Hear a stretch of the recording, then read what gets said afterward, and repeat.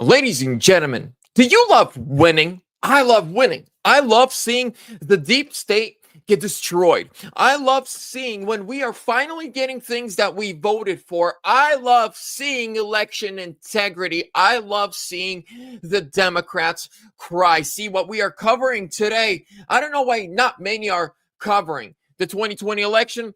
Completely exposed. White House launches a full-on criminal investigation into the United Nations staff.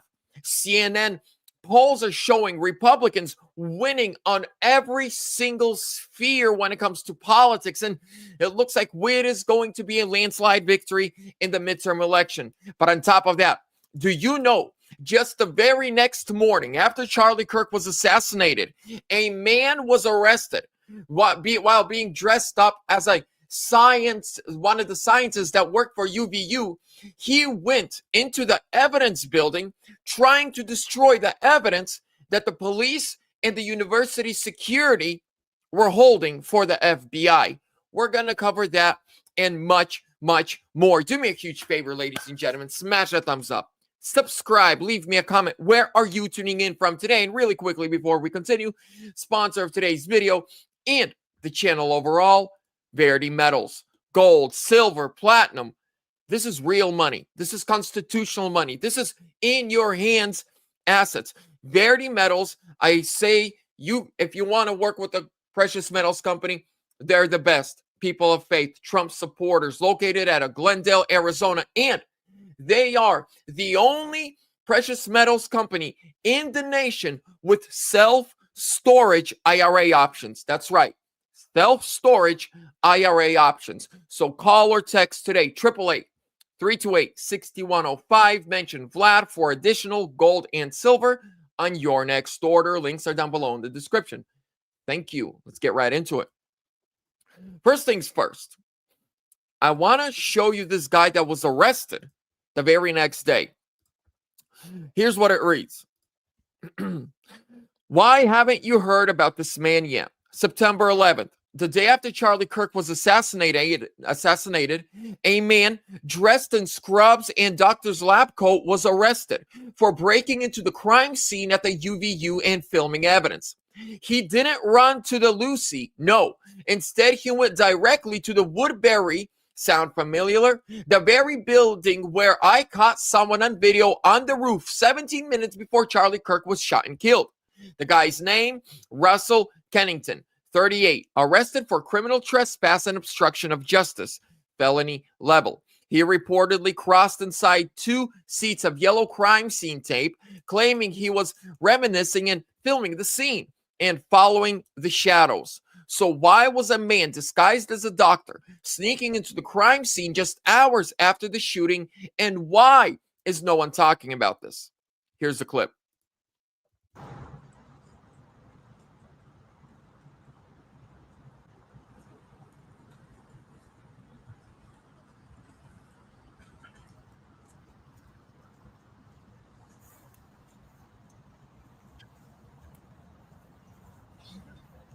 So they just walk him up. So 17 minutes before Charlie Kirk was assassinated, there's footage coming out that there was another man on a different building, also dressed in black, and this guy was going there. That's the building he went to, not from where they're saying the assassin was, but the other building. And dressed, and look. So I want to ask this Popcorn Joe. Now ask again, why that Turning Point employee grabbed that camera behind Charlie. The Turning Point employee wasn't just an employee. That was one of Charlie Kirk's best friends. He grabbed those. Did you guys see all the videos of people going up to Charlie Kirk's table and stealing hats? Like moments after, the equipment was stolen. Microphones were stolen. Hats were stolen. Imagine if somebody got their hands on footage right there that's like 3 feet away from Charlie. The disgusting things they could have done. They actually spoke about this 2 days ago on the Charlie Kirk show. And the guy himself who took the memory cards was on the show and he talked about it. But That's what he said. Maybe he's lying. We'll see. Let's move on. Did you know? And now this is part of the news that's not so great. But did you know that there are witches, literal witches, who are bragging that they cursed Charlie Kirk just days before his assassination? And Megyn Kelly did a great service covering this. And while their article about all of this was published on Monday, September 8th, it makes clear that the writer contracted for the curse in late August. She says she wanted it to line up with the new moon in Virgo, which this year meant August 23rd. That tracks because she points out in the piece that by August 24th, she was waiting impatiently for results. The witch, they reveal, promised on August 23rd that, quote, you will see the first results within 2 to 3 weeks. This was 18 days before Charlie was killed. Not satisfied with this curse, the amped up one alone, Jezebel reached out to a, quote, third witch, Priestess Lilin. Jezebel opined, if enough people cursed a single person, would the results be stronger? Quote, when I asked her if she'd noticed more political figures being targeted these days, she said yes. The next day, Lilin sent the Jezebel writer proof of the hex she had cast, quote, a phone. Check this out. Where was it? Come on. Her told me problem. Hold on 1 second. So they're coming from there's a witches magazine. It's called Jezebel. And they were bragging about cursing Charlie Kirk and, wishing death upon him and casting all these spells. I got to say this. The name of Jesus is more powerful than any other name. The scripture tells us that all things are under his feet. This is why this is why I always call for prayer. It is a spiritual warfare. Apostle Paul in Ephesians says, for our war is not against flesh and blood, but against principalities, powers of darkness, right? In heavenly places. It is a spiritual war. Pray for our leaders. Pray for our voices. Pray for people in this movement. This is why I always ask for prayer. I want to be blessed, not stressed. You know what I mean? And so, man, the name of Jesus over everything. Check this out. A couple days ago, I told you about the Michigan, right? The guy got almost 1 million pages of evidence about 2020 election. Check this out. This is the guy. He did a FOIA request for Michigan. Got over 1 million pages of the 2020 election. Over 1 million pages of the 2020 election. Is it going to run an ad? It is. Family pharmacy. We're going to skip it real quick. Rumble, what are you doing? Rooms, no delays, no insurance gain. If you eat eggs and have dementia, you should never drink warm water, and I will explain. Here we go. The guy from Ukraine, and he was Ukraine. He's volunteered in Ukraine, fought in Ukraine, came back to assassinate President Trump not supporting Ukraine. He's found guilty today in a matter of hours, but then something else happened immediately after. What happened immediately after the verdict came back, sir? Well, I know Judge Cannon had to shut him off during the final arguments. He just kept talking and rambling on. When they came back with the verdict, he grabbed a pen and tried to stab himself in the neck to kill himself. And so he disrupted the court. They had to drag him out. This was down in Florida, again, down around St. Lucie County, where this took place. The Judge Cannon oversaw the case. And that's as much as I've heard at this point. Let's go forward a little bit. I just like to bury leads if you go to Gateway. ECF Center, the big center where they were counting, with another 16, 17 from here we go. The election office there.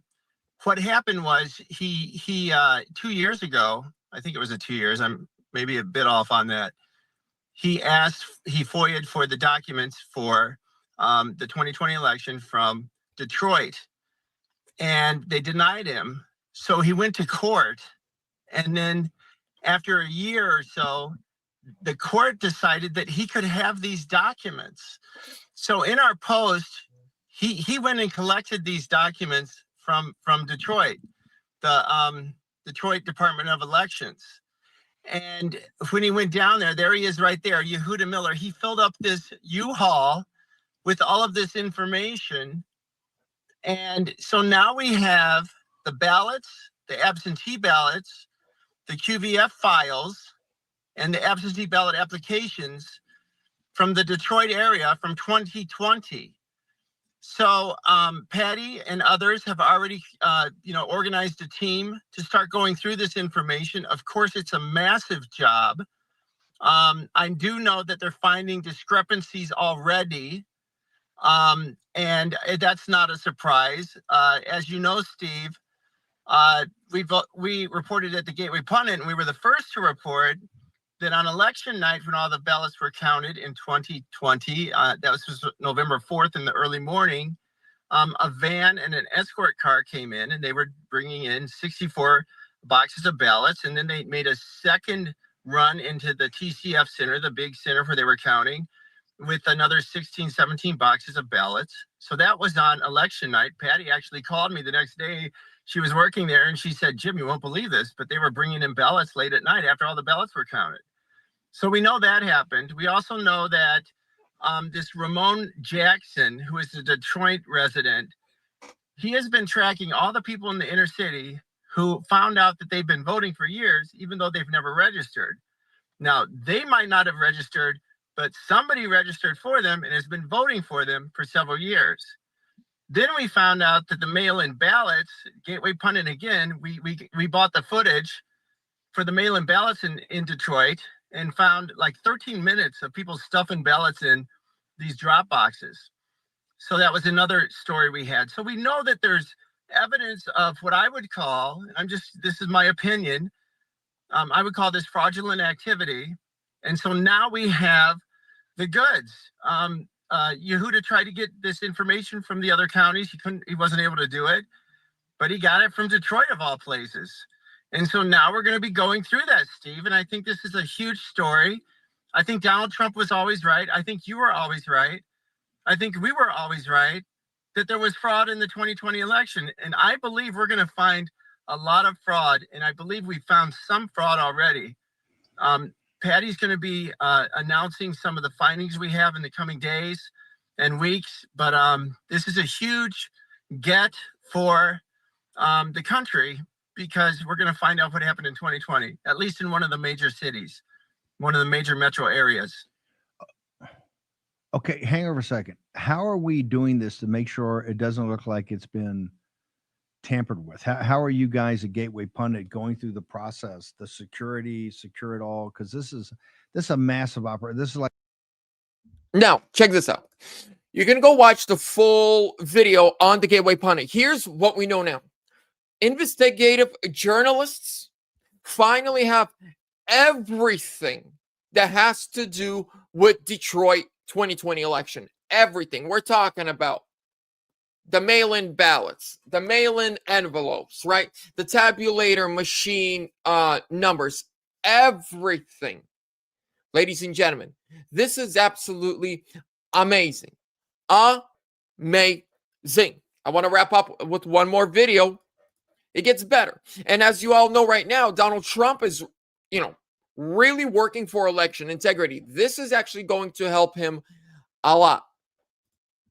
Watch this. What do you think? Yeah, what are we seeing? Donald Trump being underwater, Democrats saying, oh, this guarantees us we're going to fly high in the midterms. Let me tell you, this guarantees you nothing, because at this particular point, the Democrats are the New Orleans Saints of political parties. What are we talking about? Trust the Dems or GOP more on the economy? Who leads on the economy? Republicans by 7. Immigration, Republicans by 13. How about crime, a big issue for Donald Trump and the Republicans? Look at that, lead by 22 points. So the bottom line is this: at this particular point, the ball may be on the ground, but the Democrats have not picked up the ball and running with it. If anything, at this particular point, it's the Republicans who are running with the ball on the top issues, the economy, immigration, and crime.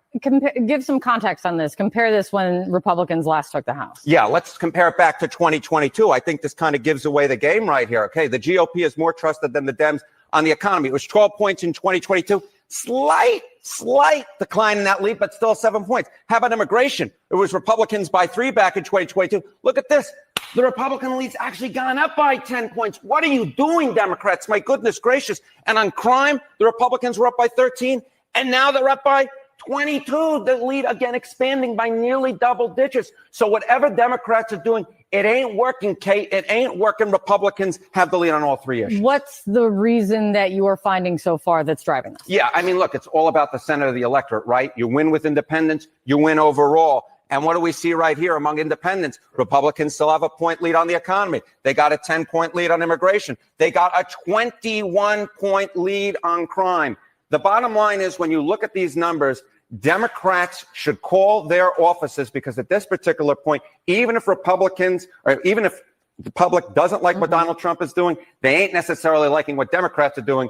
And it ain't just a referendum on one party. You actually have to go out and beat that party. At this particular point, Democrats are not able to beat Republicans. They still and again, this isn't as Donald Trump came into office. These are numbers from this month. These are numbers from September of 2020. We still find that the Republicans leading on all 3 of these issues. Like, and of course, this economy will be the key. If Democrats are going to win, they're going to look at her face. Let's go back a few seconds. Look at her. She's like, I can't believe it. Particular point. Democrats are not able to beat Republicans. They still and again, this isn't as Donald Trump came into office. These are numbers from this month. These are numbers from September of 2020. We still find that the Republicans leading on all 3 of these issues. And of course, this economy will be the key. If Democrats are going to win, they're going to have to likely win on the economy. At this particular point among independents, you see that 1-point lead for Republicans. And overall, at least according to the Washington Post, they hold a 7-point lead on the economy overall as well. Now, let me tell you this. What do you think? It's not that the Republicans are doing such an amazing job, which they're doing a good job. The problem is, the Democrats are doing such a bad job. Like, you could put in literally anybody right now against the Democrats, and the Democrats would just suck. Would just suck, ladies and gentlemen. So to wrap this up, we're winning. We're finally getting election integrity, things that we've been fighting for 5-6 years now. We are finally starting to see our president, who is awake, who goes to the UN yesterday and just calls them out to their face. Like with every live an episode from now on, I want to end with a scripture verse. And somebody in the comments was saying earlier, there's a right way to pray and there's a wrong way to pray. MAGA died when Trump was on the Epstein files. MAGA became deeply. If that were true, Joe Biden would have used the Epstein files against Trump leading up to the 2024 election, but they didn't. No one released more Epstein files than the Trump administration. Nobody. Matthew, the book of Matthew, chapter 7, verse 7, 8, 9, from 7 to 14. Ask, and it will be given to you. Seek, and you will find. Knock, and it will be open to you. For everyone who asks receives, and he who seeks, listen to this, not just ask in prayer, but seek. Everyone who seeks finds, and to him who knocks, it will be open. Or what man is there among you who, if his son asks for bread, will give him a stone? Or if he asks for a fish, will give him a serpent? If you then, being evil, know how to give good gifts to your children, how much more will your Father who is in heaven give good things to those who ask him? Therefore, whatever you want men to do to you, do also to them. For this is the law and the prophets. Enter by the narrow gate. For wide is the gate and broad is the way that leads to destruction, and there are many who go in by it. Because narrow is the gate and difficult is the way which leads to life, and there are few who find it. Did you see the very beginning? Ask and it will be given. But then Jesus doesn't stop with just ask. But then he says, seek and you will find. Knock and it will be open. For everyone who asks receives, and he who seeks finds, and to him who knocks it will be open. So when you pray for your country, that's great. But also start doing something. Talking to your neighbors, to your family, to your friends. Start having debates, healthy debates. Start actually do it. Now, not everyone can, speak like I can, not everyone can go and to universities and debate like Charlie did, or how I went last week. By the way, tomorrow I'm going back to universities. I'm going back on the streets to go and talk to more people. So yeah, more footage coming soon. But what you can do is sweep your street, pick up some trash, make whatever you can do to make your country better. And and God blesses those who do. God blesses those who try. God blesses those who fight for what is good. So, and like the last example, and I've actually witnessed this before. I knew a family. Well, let's just I don't know who's going to watch this. Okay. I have a friend who's a very big minister down out of California, ministers all over the world. And he said to his church came this very, very spiritual woman, always praying for everyone. She's always got a word from the Lord for you. And she had 4 children, 4 small children, and her husband was a truck driver. And she would always talk about how much she prays, 7, 8, sometimes 10 hours a day, fasts for weeks on end. Well, one day, my pastor friend had a conversation with her oldest son, who was about 14, 15 at the time. And you know what her son said? I hate that my mom prays. I hate that my mom fasts. I hate that my mom does what she does. And he said, what do you mean? Whoa, back up. Why? Because his mom would lock herself in while she's praying for her husband and kids so that the Lord blesses them. She closes herself in that room for 8 hours at a time and prays for her family. But she ignores her family. She won't feed them. She's expecting these young kids to go to school by themselves, come back by themselves, take care of themselves. And God forbid they walk in that room, she'll start screaming, get out, I'm praying. Do you think God needs that kind of prayer? No. If you're praying for your kids to be blessed and be happy, then go serve your kids, love on your kids, give your kids what they need spiritually, emotionally, physically. Be there for them and with them. Let them know that they are loved and cherished and you are always there for them. It's like, the ministers who go to save the world or fly to Africa, but yet leave their kids be home. And then they're shocked when they come home and their wife is sleeping with another man and their young teenage daughter is pregnant and their sons are in jail or drug addicts. You left your kids behind to go save somebody else's kids. He who forsakes the household is worse than an unbeliever. So the point, let me wrap this up. The whole point is, if you love your nation, there needs to be work. Number one, I believe, first of all, raise your children to love this nation too, to love the Lord, to love this nation. Number two, honor the law of the land. Don't speed. Set a good example of, don't throw trash everywhere when you're walking. Show a good example. And if you see somebody throwing trash, say something. Say something. Say, hey, what are you doing? Pick up your trash. When you go to the grocery store, don't just leave your shopping cart anywhere. Have respect for the people that live on this land too. Set that example. Be the example. You guys have no idea how big of an impact small things can be. Putting the shopping cart back. picking up trash. If someone takes your parking spot, instead of honking and cussing, or cuts you off, instead of flipping them off, just take a deep breath and bless them. Say, Lord, forgive them, for they do not know what they do. And as somebody who's, can be very emotional, it's very hard for me to, hey, who says you got to pray on your knees? God hears us if we're laying down, sitting down, walking, in our car. It does not matter. Don't be religious. Be faithful. I'm not a religious man at all. I don't like religion. I love Jesus. But the whole point of what I'm saying is, just saying I love my nation is not enough. There must be actions. Charlie Kirk always said, all right, he loves the youth. He loves the next generation. But imagine if he just said that.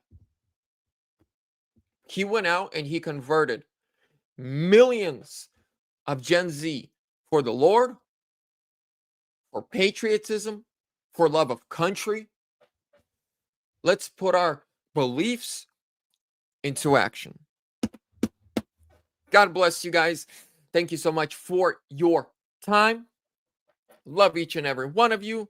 Have a great day. I'll see you soon.